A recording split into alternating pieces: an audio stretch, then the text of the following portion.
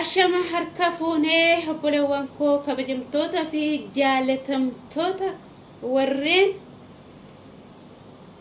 maatii maartii taatan hundi keessan akkam jirtu?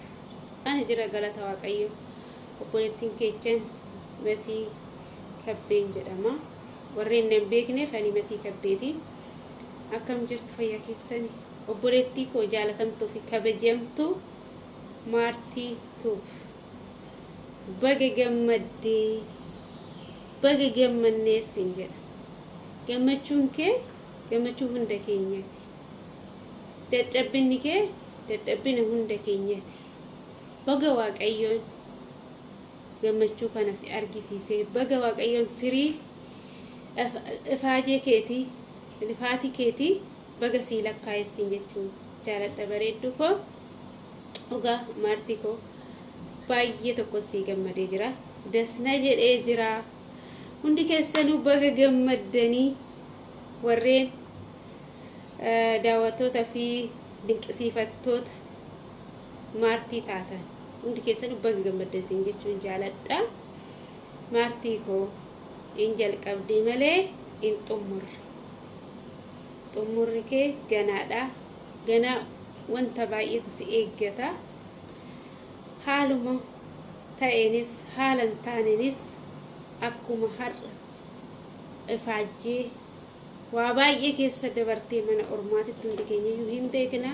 Bakka kana geesse borus immoo iyyuu nama saba keetiif ta'u, nama maatii keetiif ta'u, nama bakka guddaa gahu, nama biyyaaf ta'u akka taatu abdii guddaan sirraa qaba.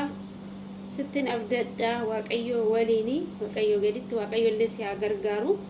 Kaleessallee Waaqayyumatu si gargaaree asii si ga'e. Borus immoo iyyuu Waaqayyumatu beeka wanta gaariirra akka geessus abdii guddaan qaba. Jajjabeetu jabaadhu.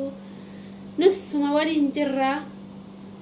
Dabalataan immoo iyyuu warreen maatiiwwan maartii taatanii hundi keessanuu jaalattoonni maartii, dinqisiifattoonni maartii tuuf baga gammaddan isiniin jechuun jaaladha. Dabalataanii baga gammanneen isiniin jedha. Warreen cinaashii taatanii wantuma hundaanuu jajjabeessitanii warra isin geessan hunduu warri firiishiidha argitan argine hundi keenyayyuu baga dassu jedhe jechuun jaaladha.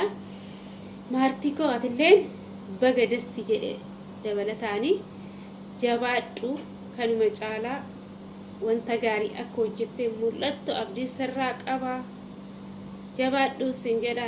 Nan beekaa waa baay'eetu si rakkisaa. Biyyatti keessa jiraattu biyyuma akka Itoophiyaa dadhabduu isheeti. Kan hundarraayyuu dabarteetu immoo bakka kana ga'uun kee baay'ee tokko natti tolee jira. Baay'een si gammadee jira.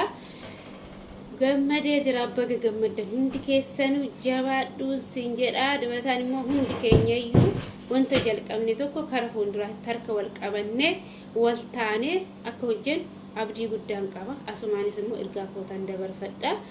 Walaa jajjabeessinu, walaa kabajnu, wanta hojjennu tokko haa beeknu, wanta dubbannu tokko haa beeknu. Hundi keenyayyuu xiqqoo wal gargaaruu irratti xiqqoo dadhabina baay'ee qabna.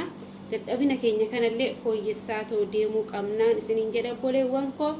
Kan kanarraa hafee nagaanna ooladha. Isiniin jaaladha, isiniin kabajaa. Baay. Ashama harka fuunee kabajamtootaa fi hordoftoota jaalatamtoota maartii obboleettii koo maartii tuub. Akkam jirtu? Nagaa keessanii baga jiraattan? Anis jira, galanni Waaqayyoof haa ta'u. Galata ulfina isaaf haa ta'u. Yeroo kana saatii kana kan na qaqqabsiise galata isaa. Baga gammaddanii, baga gammaddan, baga walumaan gammanne. Obboleettii koo akkasuma maartiyyee baga gammadde. Dhugaa dubbachuudhaaf baay'een hin gammade, baay'ee natti tole. Gammachuun kee gammachuu keenyadha. Egaa obboleewwan keenya yeroo akkasitti dadhabbii keessan kana itti dafqitanii ganama galgala hirriba itti dhabdanii wayifuu hirriba itti dhabne wayifuu hojjechaa jirra. Kanaaf iyyuu yeroo isin milkooftan nuuf gammachuu guddaadha. Gammachuun keessan gammachuu keenyadha. Egaa obboleettii koo congratulation baga gammadde dammatiyya siin jedha. akkasumas immoo warri maqaa koo hin beekne boontuu chaanaal 55 jedhama. Ani har'a obboleettii koo biratti affeeramee argameera. Kanaaf iyyuu obboleewwan koo akka obboleettii koo bira dhaabbattan laayikii gochuudhaan sheer gochuudhaan akkasumas immoo warri maatii ishii hin taane koottaa mana ishiitti goraa jedha wantoota baay'ee barattu.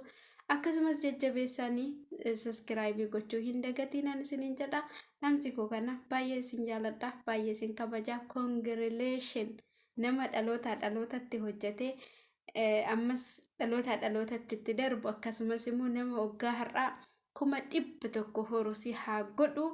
Jabaadhu bareedduu koo sin jaaladha, sin kabaja obboleettii kiyya qaalii. Galatooma.